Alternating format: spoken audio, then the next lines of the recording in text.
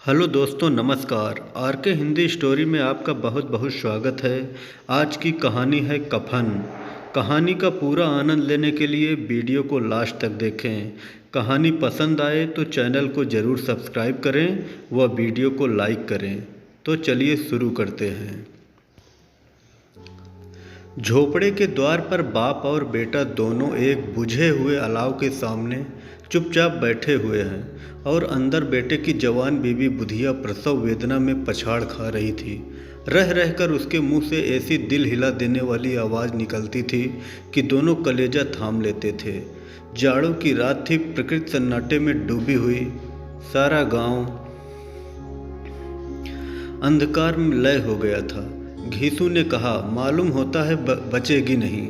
सारा दिन दौड़ते हो गया, जा देख तो आ। माधव चिढ़कर बोला, मरना ही तो है, जल्दी मर क्यों नहीं जाती? देख कर क्या करूं? तू बड़ा बेदर्द है बे। साल भर जिसके साथ सुख चैन से रहा, उसी के साथ इतनी बेवफाई। तो मुझसे तो उसका तड़पना और हाथ पांव पटकना नहीं देखा जाता। चमारों का कुनबा था और सारे गांव में बदनाम घीसू। एक दिन काम करता तो 3 दिन आराम करता।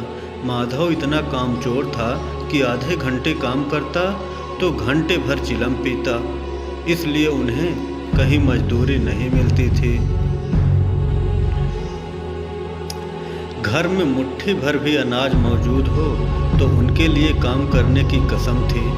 जब 2-4 फाके हो जाते तो घीसू पेड़ पर चढ़कर लकड़ियां तोड़ लाता और माधव बाजार से बेच लाता। और जब तक वह पैसे रहते दोनों इधर उधर मारे मारे फिरते। गांव में काम की कमी ना थी। किसानों का गांव था। मेहनती आदमी के लिए 50 काम थे, मगर इन दोनों को उसी वक्त बुलाते जब 2 आदमियों से एक का काम पाकर भी संतोष कर लेने के सिवा और कोई चारा ना होता। अगर दोनों साधु होते तो उन्हें संतोष और धैर्य के लिए संयम और नियम की बिल्कुल ज़रूरत ना होती। यह तो इनकी प्रकृति थी। विचित्र जीवन था इनका। घर में मिट्टी के 2-4 बर्तन के सिवा कोई संपत्ति नहीं। फटे चीथड़ों से अपनी नग्नता को ढके हुए जिए जाते थे। संसार की चिंताओं से मुक्त, कर्ज से लदे हुए, गालियां भी खाते, मार भी खाते, मगर कोई गम नहीं। दिन इतने की वसूली की बिल्कुल आशा न करते। लोग इन्हें कुछ न कुछ कर्ज दे देते थे। मटर आलू की फसल में दूसरों के खेतों से मटर या आलू उखाड़ लाते और भून भान कर खा लेते, या 10-5 ऊख उखाड़ लाते और रात को चूसते। घीसू ने इतनी आकाश वृत्ति से 8 साल की उम्र काट दी और माधव भी सपूत बेटे की तरह बाप ही के पद चिन्हों पर चल रहा था, बल्कि उसका नाम और भी उजागर कर रहा था। इस वक्त भी दोनों अलाव के सामने बैठकर आलू भून रहे थे, जो कि किसी खेत से खोद लाए थे।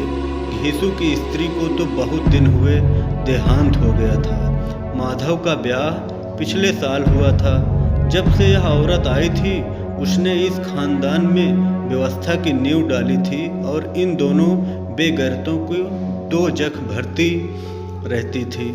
जब से वह आई यह दोनों और भी आराम तलब हो गए थे, बल्कि कुछ अकड़ने भी लगे थे। कोई कार्य करने को बुलाता तो निब्रयाज भाव से दुगनी मजदूरी मांगते। और औरत आज प्रसव वेदना से मर रही थी और यह दोनों इसी इंतजार में थे कि वह मर जाए तो आराम से सोएं। घीसू ने आलू निकालकर छीलते हुए कहा, जाकर देख तो क्या दशा है उसकी। चुड़ैल का फिसाद होगा और क्या। यहाँ तो ओझा भी 1 रुपये मांगता है। माधव को भय था कि वह कोठरी में गया तो घीसू आलूओं का बड़ा भाग साफ कर देगा। बोला, मुझे वहाँ जाते डर लगता है। डर किस बात का है? मैं तो यहीं हूँ। तो तुम ही जाकर देखो ना। मेरी औरत जब मरी थी तो मैं 3 दिन उसके पास से हिला तक नहीं। और फिर मुझसे लजाएगी कि नहीं? जिसका कभी मुंह नहीं देखा आज उसका उबड़ा हुआ बदन देखूं? उसे तन की सुध भी तो ना होगी। मुझे देख लेगी तो खुलकर हाथ पांव भी न पटक सकेगी। मैं सोचता हूँ कोई बाल बच्चा हुआ तो क्या होगा। सोंठ गुड़ तेल कुछ भी तो नहीं है घर में, सब कुछ आ जाएगा। भगवान दे तो। जो लोग अभी एक पैसा नहीं दे रहे वे ही कल बुलाकर रुपए देंगे। मेरे 9 लड़के हुए, घर में कभी कुछ ना था, मगर भगवान ने किसी न किसी तरह बेड़ा पार ही लगाया। जिस समाज में रात दिन मेहनत करने वालों की हालत उनकी हालत से कुछ बहुत अच्छी ना थी, और किसानों के मुकाबले वे लोग जो किसानों की दुर्बलताओं से लाभ उठाना जानते थे कहीं ज़्यादा संपन्न थे, वहाँ इस तरह मनोवृत्ति का पैदा हो जाना कोई अचरज की बात ना थी। हम तो कहेंगे घीसू किसानों से कहीं ज़्यादा विचारवान था, और किसानों के विचार शून्य समूह में शामिल होने के बदले बैठकबाजों की कुत्सित मंडली में जा मिला था। हाँ, उसमें यह शक्ति ना थी कि बैठकबाजों के नियम और नीति का पालन करता। इसलिए जहाँ उसकी मंडली के और लोग गांव के सरगना और मुखिया बने हुए थे, उस पर सारा गांव उंगली उठाता था।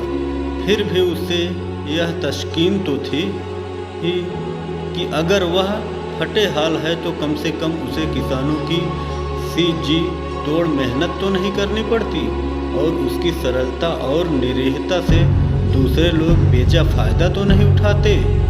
दोनों आलू निकाल निकाल कर जलते जलते खाने लगे। कल से कुछ नहीं खाया था, इतना सब्र न था कि ठंडा हो जाने दें। कई बार दोनों की जबानें जल गईं। छिल जाने पर आलू का बाहरी हिस्सा जबान हल्का और तालू को जला देता था, और उस अंगारे को मुंह में रखने से ज़्यादा खैरियत इसी में थी कि वह अंदर पहुंच जाए।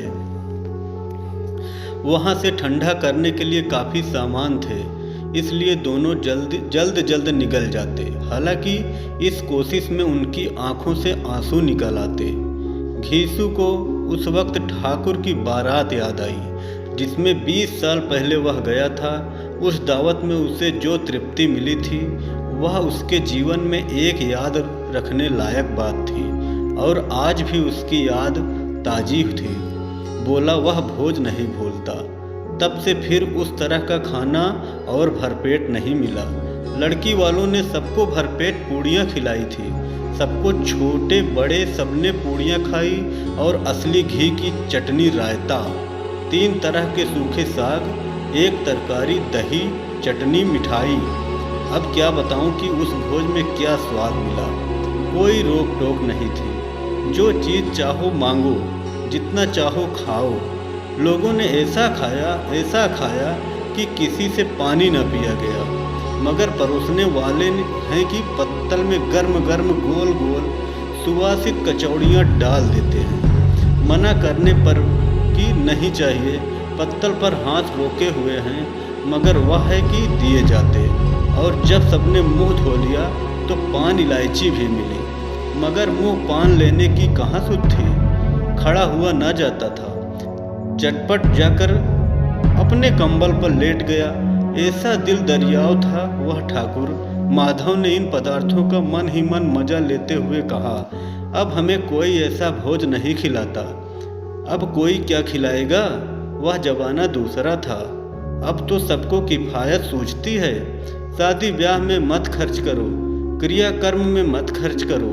पूछो गरीबों का, माल बटोर बटोर कर कहाँ रखोगे। बटोरने में तो कमी नहीं है, हाँ खर्च में किफायत सूझती है। तुमने एक 20 पूरियाँ खाई होगी, 20 से ज़्यादा खाई थी। मैं 50 खा जाता, 50 से कम मैंने ना खाई होगी। अच्छा पका था। तू तो मेरा आधा भी नहीं है। आलू खाकर दोनों ने पानी पिया, और वहीं अलाव के सामने अपनी धोतियाँ ओढ़कर पांव पेट में डाले सो रहे हैं, जैसे 2 बड़े बड़े अजगर गेडुलिया मारे पड़े हों, और बुधिया अभी तक कराह रही थी। सवेरे माधव ने कोठरी में जाकर देखा तो उसकी स्त्री ठंडी हो गई थी। उसके मुंह पर मक्खियाँ भिनक रही थी। पथराई हुई आंखें ऊपर टंगी हुई थी। सारी देह से धूल से लथपथ हो रही थी, उसके पेट में बच्चा मर गया था। माधव भागा हुआ घीसू के पास आया, फिर दोनों जोर जोर से हाय हाय करने और छाती पीटने लगे। पड़ोस वालों ने यह रोना धोना सुना तो दौड़े हुए आए और पुरानी मर्यादा के अनुसार इन अभागों को समझाने लगे, मगर ज़्यादा रोने पीटने का अवसर न था। कफन की और लकड़ी की फिक्र करनी थी। मैं तो पैसा इस तरह गायब था जैसे चील के घोंसले में मांस। बाप बेटे रोते हुए गांव के जमींदार के पास गए। वह इन दोनों की सूरत से नफरत करते थे। कई बार इन्हें अपने हाथों से पीट चुके थे। चोरी करने के लिए वादे कम, काम पर न आने के लिए पूछा, क्या है बिसुआ, रोता क्यों है? अब तो तू कहीं दिखलाई भी नहीं देता। रहना है चाहता? घीसू ने जमीन पर सिर रखकर आंखों में आंसू भरे हुए कहा, सरकार बड़ी विपत्ति में हूँ। माधव की घरवाली रात को गुजर गई। रात भर तड़पती रही सरकार। हम दोनों उसके सिरहने बैठे रहे। दवा दारू जो कुछ हो सका सब कुछ किया। मुर्दा व हमें दगा दे गई। अब कोई एक रोटी देने वाला भी ना रहा। मालिक तबाह हो गए। कह दे चल दूर हो यहाँ से। यूँ तो बुलाने पर भी नहीं आता। आज जब गरज पड़ी तो आकर खुशामद कर रहा है। हरामखोर कहीं का बदमाश। लेकिन यह क्रोध या दंड देने का अवसर न था। जी में कुड़ते हुए 2 रुपए निकालकर फेंक दिया, मगर सांत्वना का एक शब्द भी मुख से न निकला। उसकी तरफ ताका तक नहीं, जैसे सिर का बोझ उतारा हो। जब जमींदार साहब ने 2 रुपए दिए तो गांव के बनिए महाजनों को इनकार का साहस कैसे होता। घीसू जमींदार के नाम का ढिढोरा भी पीटना जानता था। किसी ने 2 आने दिए, किसी ने 4 आने। 1 घंटे में घीसू के पास 5 रुपए की अच्छी रकम जमा हो गई। कहीं से अनाज मिल गया, कहीं से लकड़ी। और दोपहर को घीसू और माधव बाजार से कफन लाने चले। इधर लोग बांस काटने लगे। गांव की नर्म दिल स्त्रियां आकर लाश देखती थी और उसकी बेकसी पर 2 बूंद आंसू गिराकर चली जाती थी। बाजार में पहुंचकर घीसू बोला, लकड़ी तो उसे जलाने भर को मिल गई। क्यों माधव? माधव बोला, हाँ लकड़ी तो बहुत है, अब कफन चाहिए। तो चलो कोई हल्का सा कफन ले लें।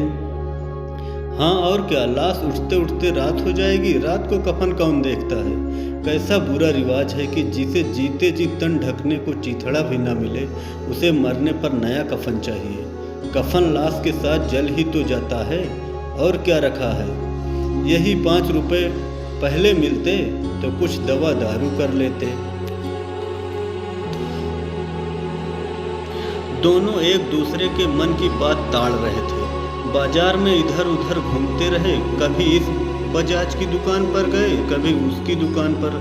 तरह तरह के कपड़े रेशमी और सूती देखे, मगर कुछ जचा नहीं। यहाँ तक कि शाम हो गई। तब दोनों ने जाने किसी दैवी प्रेरणा से एक मधुशाला के सामने जा पहुँचे और जैसे किसी पूर्व निश्चित व्यवस्था से अंदर चले गए। वहाँ जरा देर तक दोनों असमंजस में खड़े रहे। फिर घीसू ने गद्दी के सामने जाकर कहा, साहू जी 1 बोतल हमें भी देना। उसके बाद कुछ चिखौना आया, तली हुई मछली आई और दोनों बरामदे में बैठकर शांतिपूर्वक पीने लगे। कुछ कुंजियां ताबड़तोड़ पीने के बाद दोनों सरूर में आ गए। घीसू बोला, कफन लगाने से क्या मिलता है? आखिर जला ही तो जाता, कुछ बहू के साथ तो ना जाता। माधव आसमान की तरफ देखकर बोला, मान देवताओं को अपनी निष्पापता का साक्षी बना रहा हो। दुनिया का दस्तूर है, नहीं लोग बाभनों को हजारों रुपए क्यों दे देते हैं? कौन देखता है परलोक में मिलता है या नहीं? बड़े आदमियों के पास धन है, फूकें। हमारे पास फूकने को क्या है? लेकिन लोगों को जवाब क्या दोगे? लोग पूछेंगे नहीं कफन कहाँ है? घीसू हंसा, अबे कह देंगे कि रुपए कमर से खिसक गए, बहुत ढूंढा मिले नहीं। लोगों को विश्वास ना आएगा, लेकिन फिर वही रुपए देंगे।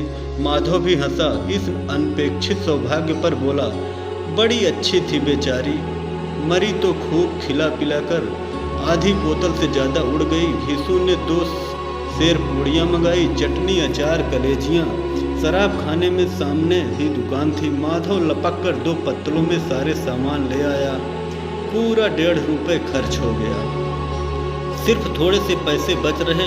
दोनों इस वक्त शान में बैठे पूड़ियाँ खा रहे।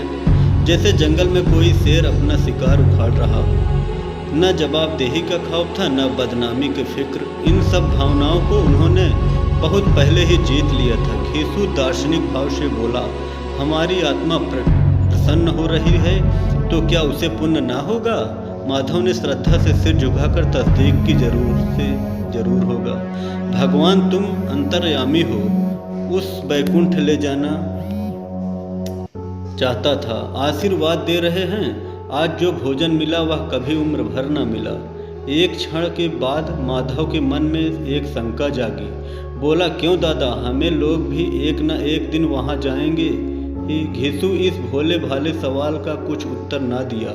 वह परलोक की बातें सोचकर इस आनंद में बाधा न डालना चाहता था। जो वहां हम लोगों से पूछे कि तुमने हमने कफन क्यों नहीं दिया, तो क्या कहोगे? कहेंगे तुम्हारा सिर पूछेगी तो जरूर। तू कैसे जानता है कि उसे कफन न मिलेगा? तू मुझे ऐसा गधा समझता है?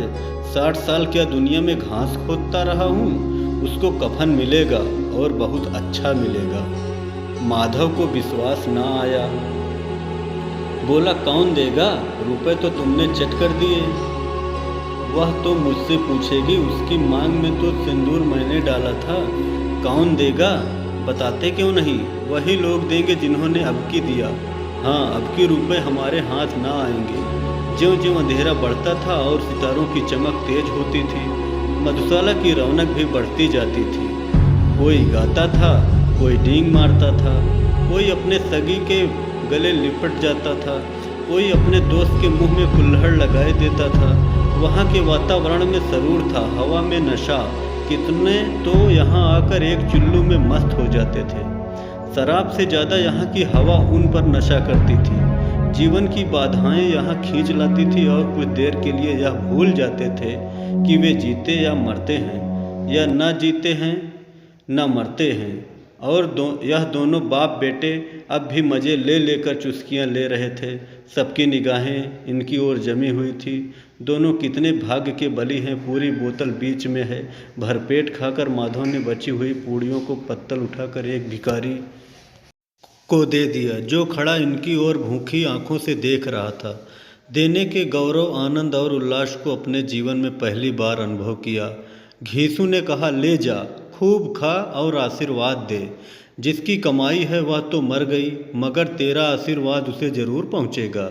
रोए रोए से आशीर्वाद दो, बड़ी गाढ़ी कमाई के पैसे हैं। माधव ने फिर आसमान की तरफ देखकर कहा, वह बैकुंठ में जाएगी दादा, बैकुंठ की रानी बनेगी। घीसू खड़ा हो गया और जैसे उल्लास की लहरों में तैरता हुआ बोला, हाँ बेटा, बैकुंठ में जाएगी। किसी को सताया नहीं, किसी को दबाया नहीं। मरते मरते हमारी जिंदगी की सबसे बड़ी लालसा पूरी कर गई। वह न बैकुंठ जाएगी तो क्या मोटे मोटे लोग जाएंगे, जो गरीबों को दोनों हाथों से लूटते हैं और अपने पाप को धोने के लिए गंगा में नहाते हैं और मंदिर में जल चढ़ाते हैं। श्रद्धालुओं का यह रंग तुरंत ही बदल गया। अस्थिरता नशे की खासियत है। दुख और निराशा का दौर हुआ। माधव बोला, मगर दादा, बेचारी ने जिंदगी में बड़ा दुख भोगा। कितना दुख झेलकर मेरी वह आंखों पर हाथ रख कर रोने लगा। चीखें मार मार कर घीसू ने समझाया, क्यों रोता है बेटा? खुश हो कि वह माया जाल से मुक्त हो गई, जंजाल से छूट गई। बड़ी भाग्यवान थी जो इतनी जल्द माया मोह के बंधन तोड़ दिए। और दोनों खड़े होकर गाने लगे, ठगनी क्यों नैना झमकावे, ठगनी पियक्कड़ों की आंखें इनकी ओर लगी हुई थी। और यह दोनों अपने दिल में मस्त गाते जाते थे। फिर दोनों नाचने लगे, उछले भी, कूदे भी, मटके भी, भाव भी बताए, अभिनय भी किए और आखिर नशे में मस्त होकर वहीं गिर